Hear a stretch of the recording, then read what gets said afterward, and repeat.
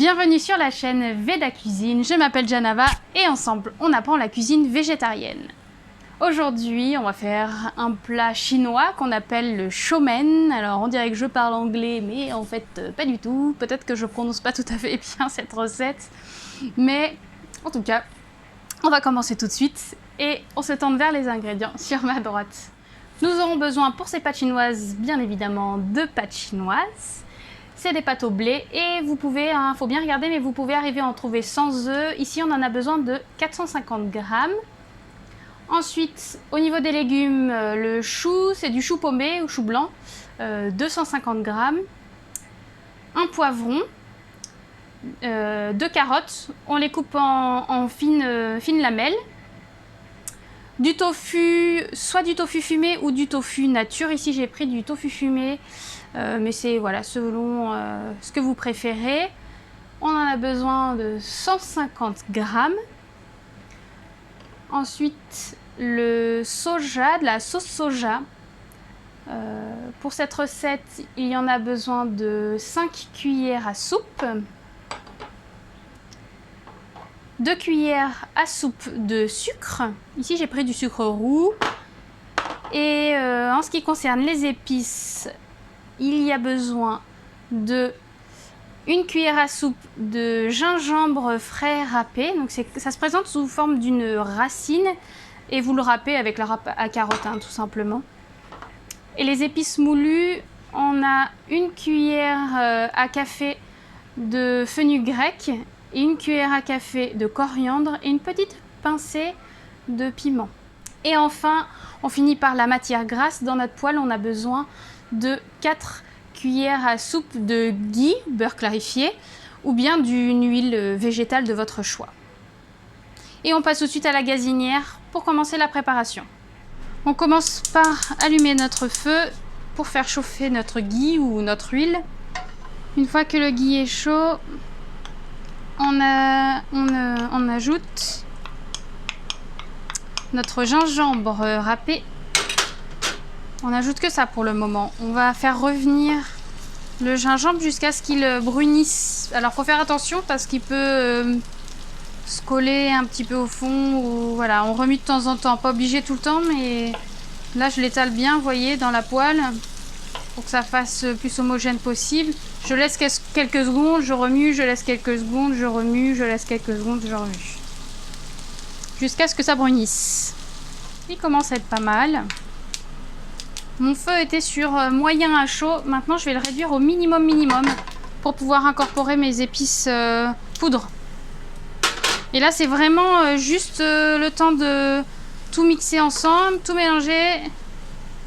Et on vient chercher le tofu. Comme on l'a dit tout à l'heure, soit du nature. D'habitude, j'utilise plutôt du nature. Aujourd'hui, on fait un petit peu de changement. On va utiliser le tofu fumé. Pour le tofu, l'idéal, c'est de le faire revenir un petit peu de toutes les faces pour le faire légèrement frire, légèrement griller. Vous faites ça pendant quelques minutes, pas beaucoup. Ça commence à être pas mal. Ce que je vais faire en premier avant le chou, ça va être de mettre le sucre. Juste quelques secondes avant. On va le cuire pas complètement. Juste là, quelques minutes qui commencent à prendre en cuisson. Et peut-être 5 minutes, quelque chose comme ça. Vous voyez, vraiment pas une cuisson complète. Juste pour commencer, qu'ils prennent la chaleur. Et on incorporera les poivrons et les carottes. On pense à remuer régulièrement, mais je couvre en attendant. Alors, suivant votre feu, vous le laissez cuire 5 petites minutes. Et quand vous voyez qu'il commence à briller un petit peu et faut pas qu'il soit encore cuit, vous ajoutez les poivrons et les carottes. On mélange et on va couvrir. On laisse sur feu moyen et vous le faites jusqu'à ce que les légumes ils soient pas non plus complètement fondus. Il faut essayer de leur laisser un petit peu de croquant. Alors je sais, c'est un compromis pas facile.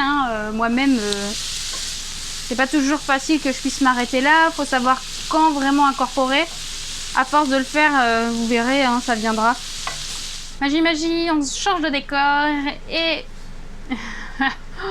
on n'oublie pas de démarrer l'eau pour les pâtes. On met une petite cuillère à café de sel dans l'eau, bien entendu. Et on va venir couvrir. Vous lancez l'eau à peu près au moment où vous ajoutez les carottes et les poivrons. Pas trop après, hein, pour que ça puisse coïncider les deux cuissons. Voilà. Et on n'oublie pas de venir remuer régulièrement les légumes. L'eau des pâtes bout, je rajoute donc les pâtes. J'ai cassé les blocs en deux pour pas que ça fasse des pâtes trop longues, mais après voilà. C'est comme vous préférez, c'est plus facile à manipuler quand elles sont plus petites. On va attendre, on va suivre. Vous mettez le temps de cuisson, alors les miennes en l'occurrence c'est 4 minutes.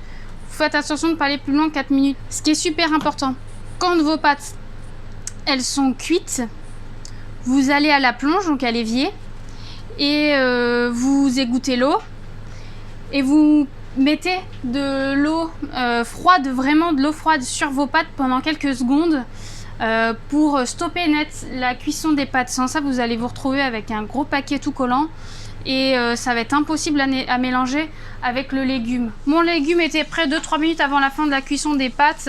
Alors je l'avais arrêté, là j'ai remis en route. J'ai bien égoutté mes pâtes. Je les ai remises dans ma casserole en attendant. Hop là. J'espère que vous avez prévu une grande poêle. Et moi j'ai pris la taille un petit peu maximale.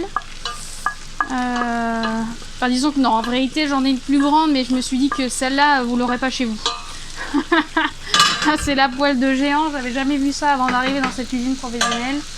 Vous mélangez tout ça, vous faites cuire une minute ou deux, revenir les pâtes avec les légumes. Et après ce sera bien. Oubliez pas, j'ai failli oublier parce que je l'ai pas gardé à côté de moi. À ce moment là vous insérez en même temps que les pâtes le soja, et c'est ça qui va vous faire votre sel aussi, et ça va faire une sauce. Enfin voilà, l'aspect vraiment et le goût de la cuisine chinoise.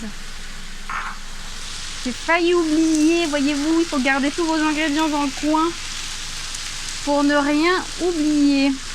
Vous êtes maintenant maître de la cuisine chinoise avec ce merveilleux chow mein que je ne sais toujours pas comment prononcer. J'espère que cette recette vous a plu.